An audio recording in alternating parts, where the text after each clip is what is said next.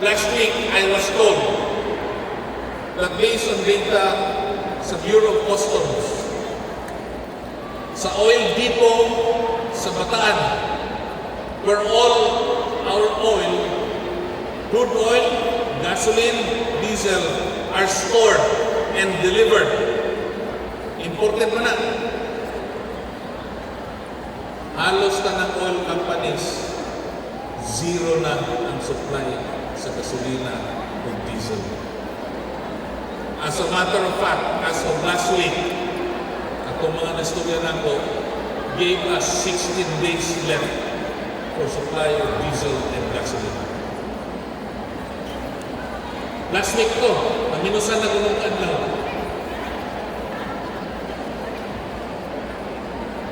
Kung saan pagdagan sa fire truck, pumulay gasolina, diesel. Kung saan ninyong pag-insure sa inyong pagkaon sa piniliso. Minaw mo, ang LPG, matod pa ni Secretary Garin, Sharon, kauban ako ni sa pagbisungan niya ito, is only good for 25 days. Sakta ko ninyo? Are you feeling me now? Na-feeling nyo asang padulog? Ugma, ipatawag na ko si Jerry Morastel, ang General Manager sa Dasureco.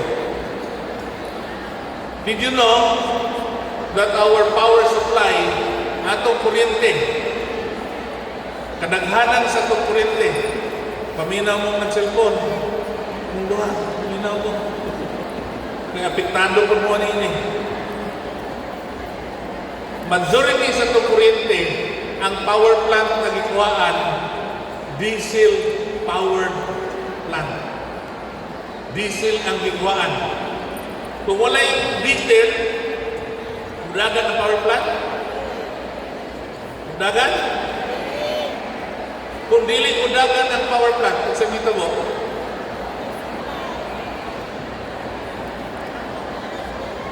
ha? Brown out. Did you know that the nation of Cuba, ang Cuba, halos duha ka bulan ng walay kuryente? Because ang ilahang mga power plants, diesel-powered. And the United States has effected an diesel and oil embargo on Cuba. Cuba gets their oil from Venezuela. Mga nasab na giilang ang kontra ni Trump. Nagsugod lang ang problema when the United States invaded Iran. Sa paminaw na ako, nasikyat si President Trump, with all due respect to him, sabi niya, atong namatay na ang leader sa Iran, mahuman na ang gira. Mura magwa na kahumanan ang gira. My friends, for me, para sa kuha, because of that war, ang kalibutan naan na po sa World War III. Pero dili, misa na itong kontra, dili, masingan itong kontra. We are in a world war of economics. Iran has effectively held the entire world hostage. How? So man, anang Iran, iyang mga katbang na lugar, o na ginatawag na United Arab Emirates, mga Emirata na nasod. Kung sa mga parlang, mga Emirata na nasod, what countries are these? You look at Google, what are the United Arab Emirates? Parlang. Kung sa mga sila na nasod, these are the world's oil-producing countries. We have Abu Dhabi, the capital. Abu Dhabi, the capital of UAE. Dubai, Sharjah, UAE. Abu Dhabi, Dubai, Qatar, Azman, Sharjah,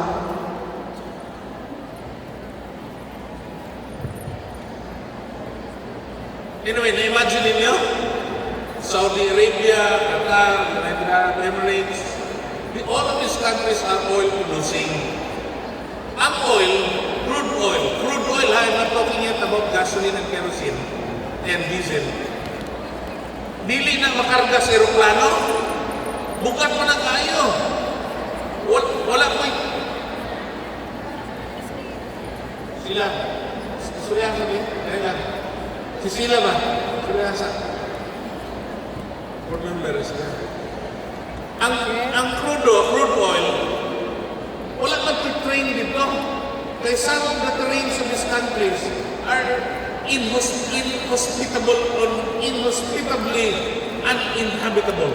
Remember, mga bukid din, mga desierto, kung dili init, tugnaw kayo. So, ikarga din na sila mga dakong barko dito sa Persian Gulf. Ang problema sa Persian Gulf, ang exit niya, muagi yun o, nasamagi.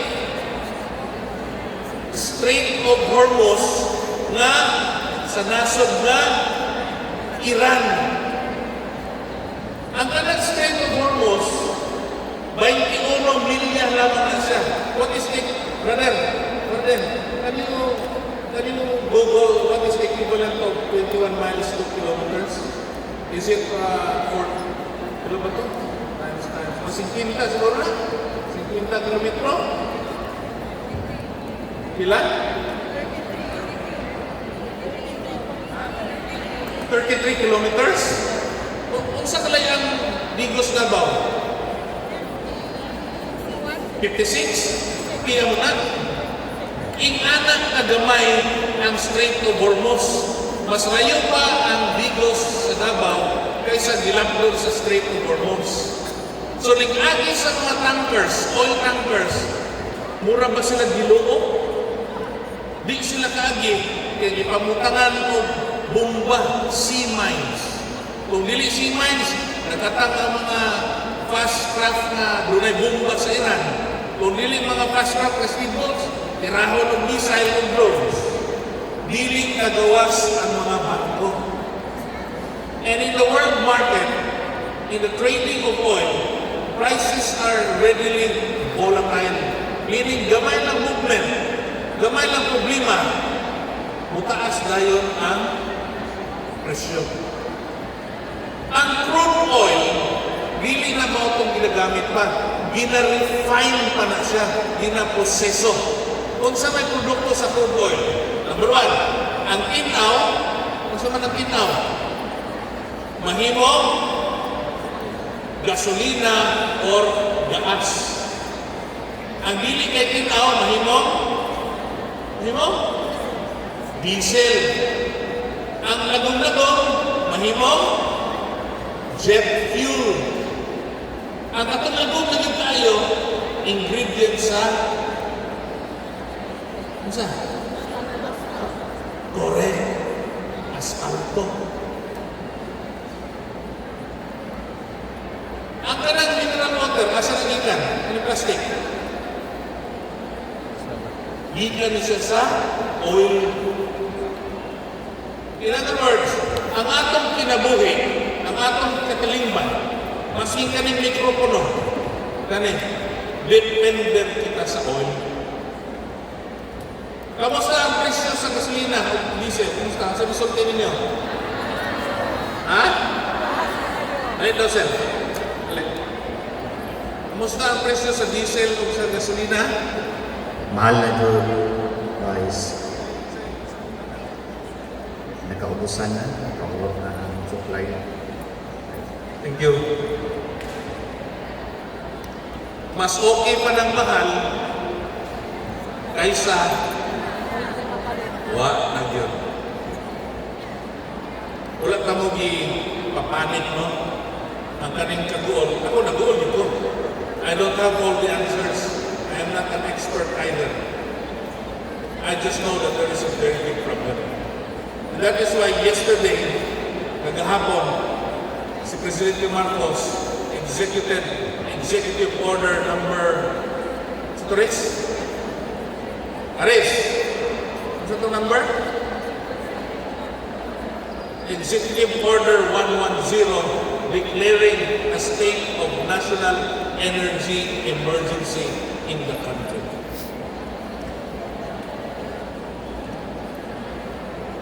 Emergency. We are in a state of emergency actually. Si Secretary Sharon, ingon siya, I ordered last week 300,000 barrels of fuel. Ingon siya.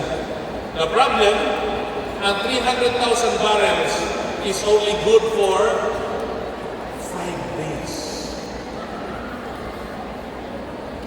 Dili maka-order og daghan ang Philippine National Oil Corporation because the Philippines lacks the infrastructure to store millions of barrels of fuel. Na naman, number one, we are not an oil-producing country. Number two, kinsa magoy makauna-una nga mahitabok ni sa kalibutan. Kamo nakauna-una mo, ane? Nakauna-una mo? And that's why the President made such declaration para ang gobyerno nato matagaan o special emergency powers to deal. Dili na ni isutana, dili na ni gobernador sa gobernador, congressman sa congressman, or bureau fire chief, or legislative chief, or senador. This is way above our A grades, so to speak. Labaw na nagkalisituwa. This is a nation to nation, a government to government, a president to president, offering negotiations and transactions.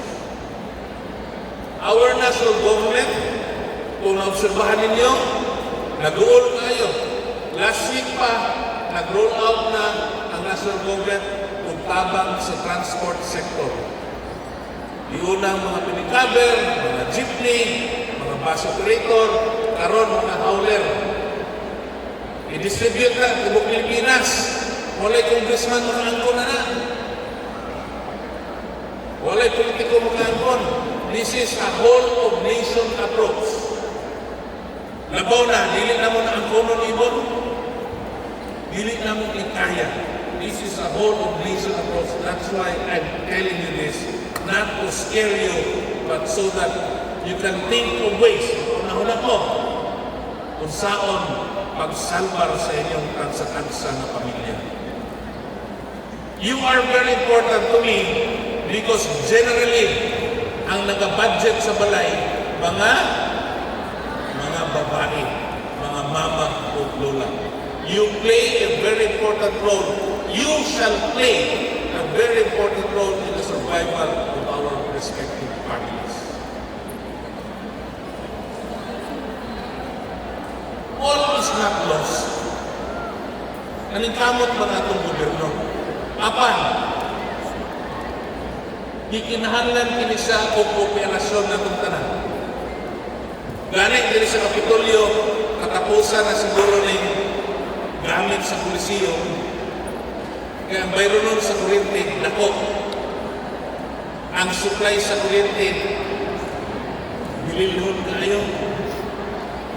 In other words, if we can avoid unnecessary spending, avoid it. Insay bana daling palahubog kayo. Hoy! Pagkita mo diya! Tingilo! Minsan ay bata nga palahubog kayo. Isa ka mo. Wala. Dito sa sulok, agano pa. Kung manginang gani, kanyan to, karon, undangin na natin. Undangan na na. Kung manigarilyo, kinahakaha, yan, sigarilyo pag yung paliton, smagol, naway buwis sa gobyerno, undangan sana. Every peso saved today might be very meaningful tomorrow. Kada 5 pesos o piso na masalbar na ito karon, basin ugma, naku kayo ng gamit. The provincial government shall also implement or have already started implementing austerity measures. I'd like you to follow also, not only in your offices, but in your homes as well.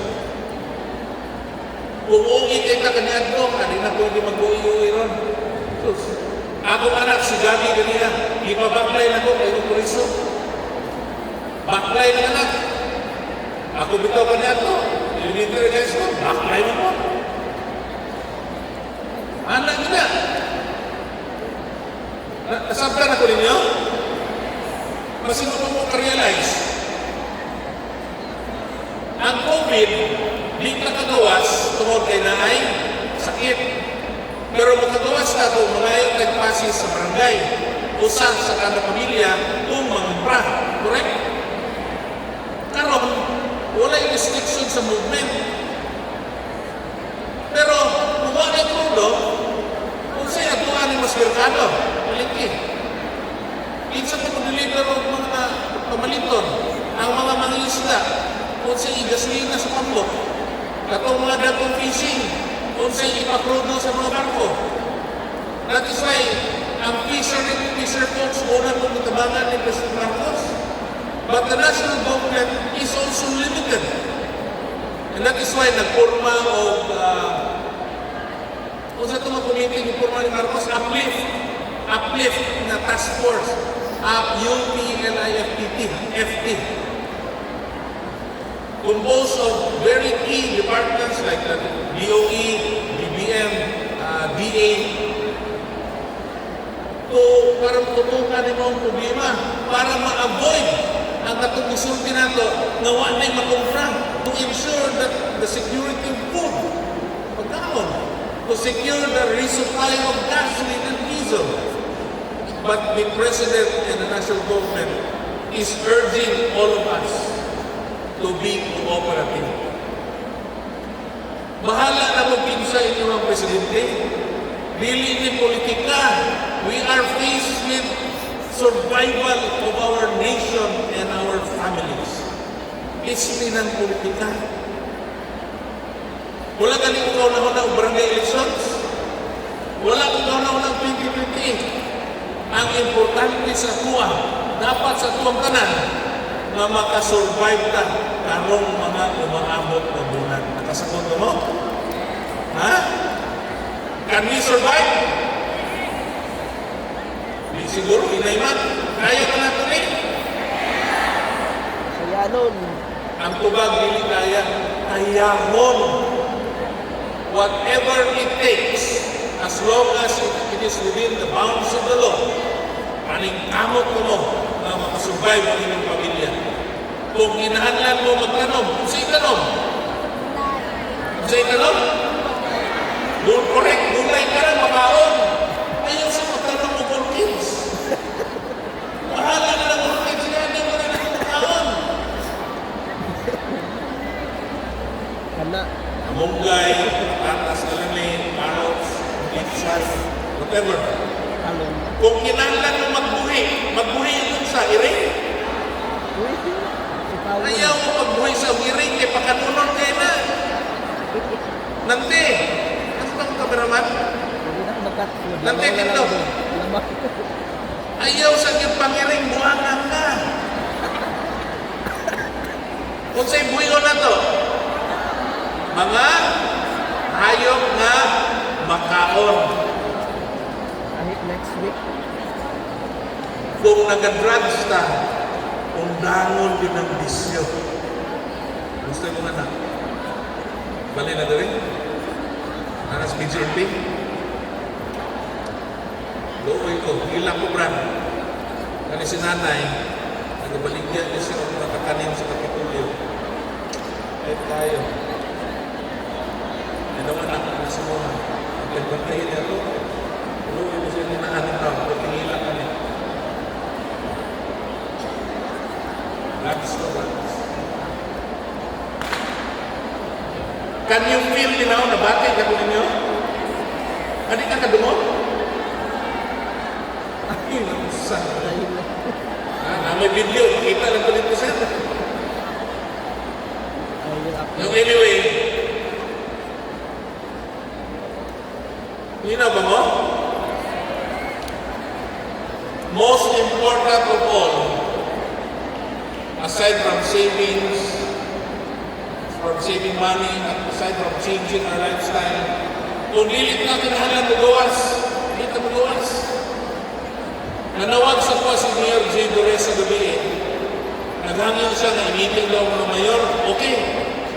Kaya natin naunanaan si Jay, magaling ko ng mga selebrasyon, panalitan, araw ng barangay, kung danon sa daw.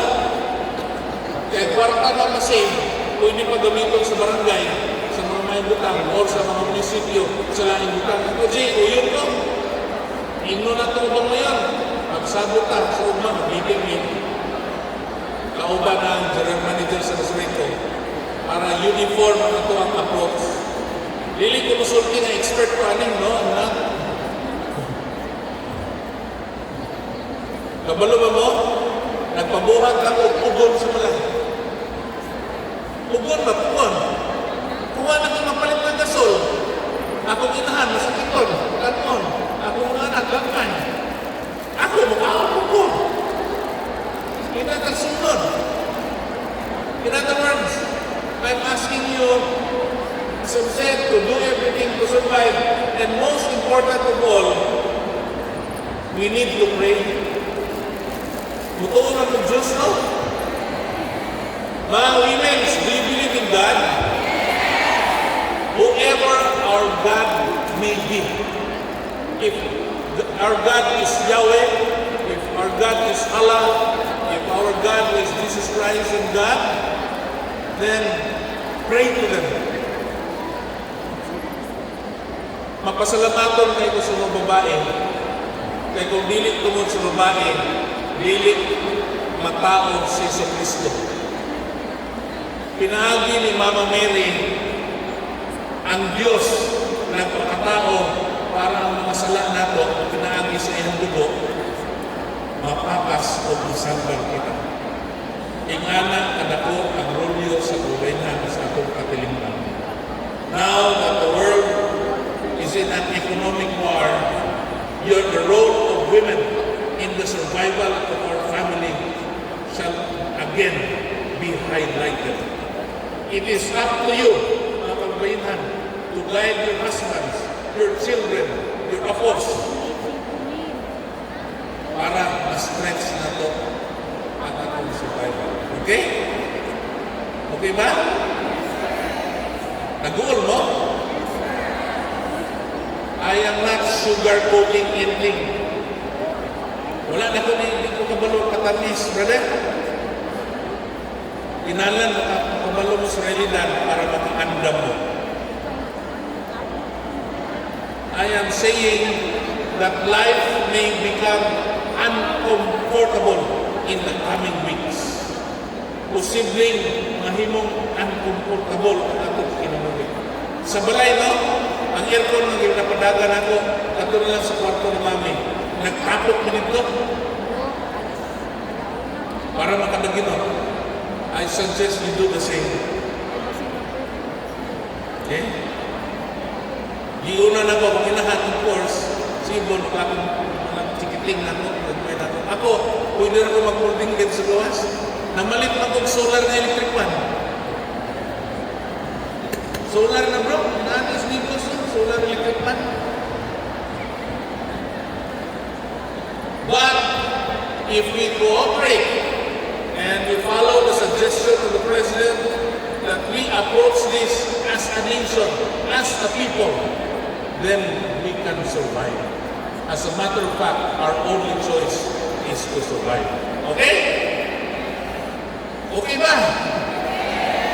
Kasi na-bad trip na mo, I'm sorry, kailan mo ito bad trip. Si Governor Yvonne, my wife, has prepared several prizes for you. You enjoy the rest of the day. Manikamo kung makadaog na yung mga gadgets na rin. But when you go home, muna-muna na ang inyong mga pamilya. You are as important as my family is. Pantay-pantay na itong pamilya na rin. Okay?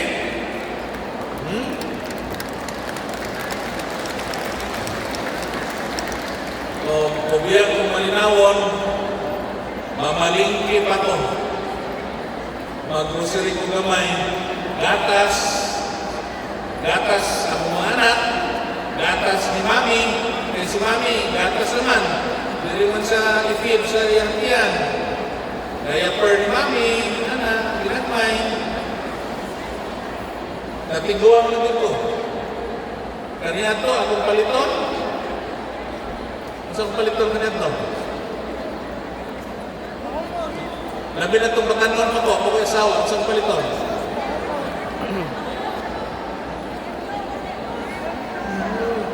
Ang ganahan sa babae. Dili ay.